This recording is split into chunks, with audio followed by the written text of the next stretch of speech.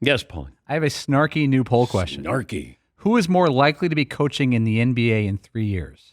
Dan Hurley or JJ Redick?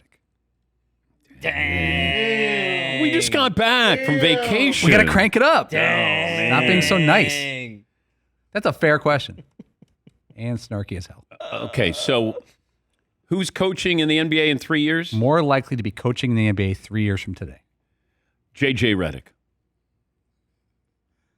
Now, if you said 4 years, then maybe. I just don't know what's going to happen with the Lakers post-LeBron. I mean, it's still a great mystery of what JJ Redick is going to do because they're not really adding anybody. I mean, Dalton Connect is probably going to play some. He better be able to play some.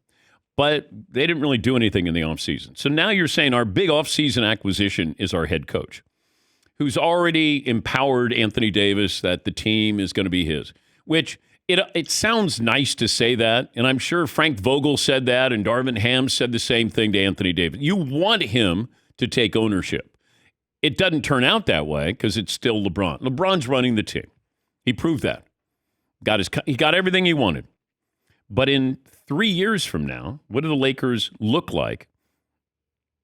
And what's the impact of JJ Redick? That's what I would be curious about. So 3 years that's an eternity with the Lakers.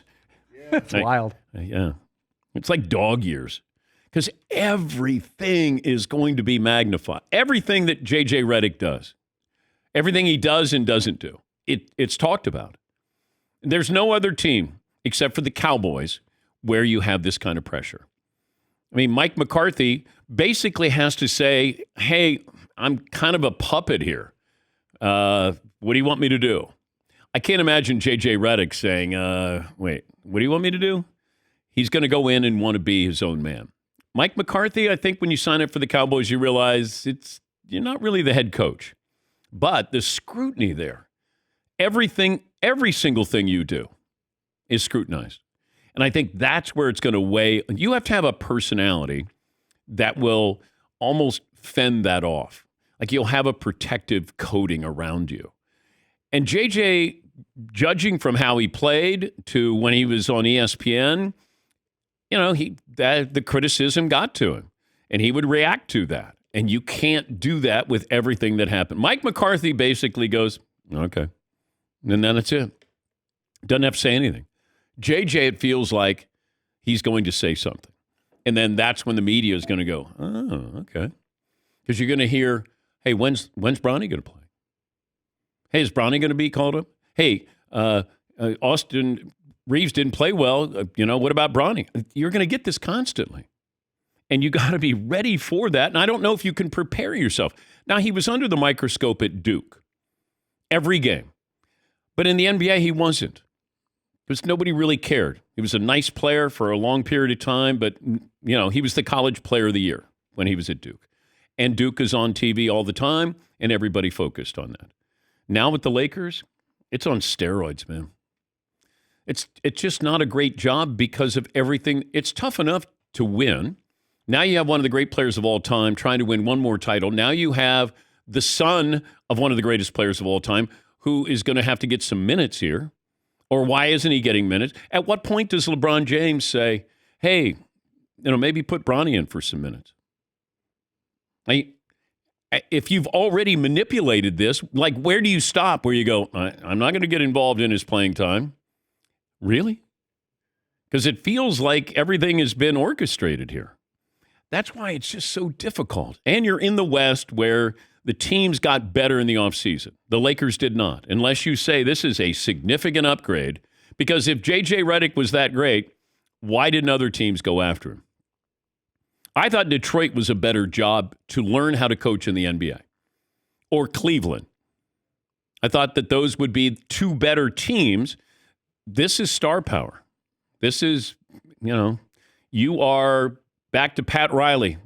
They want you to be Pat Riley. Looking good on the sideline, looking like a head coach, sounding like a head coach, former player, all of this stuff. That would wear on me after a while. And if you don't win, yeah, Paulie. I'm most fascinated to know about JJ Redick on draft night. Where was he? How was he told about the draft plan? Was he involved? Did he have in any way, not veto power, obviously not, but is he just along for the ride in the draft room? Well, with Bronny, he had to be. I would assume so, because I'm sure as a coach, you'd say, I want the best player to help our team. Well, Dalton Connect, I would think that JJ would be involved in that. Sure. I would hope that he would be involved in that. Bronny, I think that was just like, all right, we're getting him. Yeah. That's it. It's like the Christmas gift. You already know what it is, and you're like, all right, we're getting that gift. That's it. It's already done. Don't even wrap it. I already know we're getting him. Right. And a guy like Redick also probably is very aware of how he got this job and how it kind of fell in his lap for different reasons. Not saying he didn't deserve it because of his basketball ability or knowledge, but like he got this job due to his relationship with LeBron James. Well, Mike Krzyzewski was one of the consultants there, so Sure. Krzyzewski helped him. There's other elements. Yeah. But I don't know if he can coach. I mean, Steve Nash couldn't coach. One of the great players of all time. Didn't get another opportunity. This was handpicked. The Stars wanted Steve Nash. I didn't know if Steve Kerr could coach. Mark Jackson, guys, Doc Rivers. It depends on the team that you're on. Yes, Mark. Let's just hope the 56th and 57th pick don't turn out to be the Joker. Other than that, it'll just go away. Because who's really putting a lot of stock into the 55th pick in the NBA draft? Yeah, you guys could have had that guy instead of Bronny James. Yeah. It's going to be suffocating. It's going to be nauseating because it's going to be all about Bronny, LeBron on the floor at the same time. Should he be out there? Nepotism. Is LeBron helping him get playing time? And, LeBron did say something I found interesting, and I think he's being very truthful about this, and that is criticism gets to LeBron, but he said not to Bronny. I don't know if people really understand Bronny. He doesn't care. I actually cared a little bit when I came in. I wanted people to like me, and some of the things that people were saying about me, it kind of bothered me early on in my career. I let it get to me. Bronny doesn't give a He's like the complete opposite of his dad. Like me personally, when I was coming up, I had no choice. I literally had no choice. I had to make it out. Like I had no choice. I had to make it out for me, my mom, my family. Bronny has all the choices in the world. So it's like a whole nother, people don't understand how hard that is and the commitment. For him to be coming out of heart surgery less than a year ago, for him to be able to be in the NBA, the kid he's special, but he doesn't care. It doesn't bother him. That's LeBron with Dave McMenamin of the Mothership. But understand this, or realize this, LeBron was first generation social media. It was just coming out when he was coming into the league. So it was all new. And wait a minute, people got a voice and they're very critical. You can see the comments there. Well, Bronny James is second generation social media. He knows what this is all about. He's been aware of this. He's been criticized on social media. He was born famous. So he's grown up in this. LeBron didn't.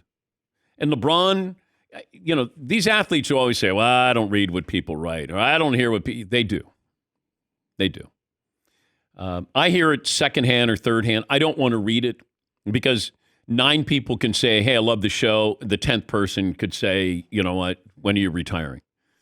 Yeah. And then you fixate on that one. So I'm not interested in it. We do it until somebody says that's it. Then you're done. But until then, you do it. And LeBron has let things bother him.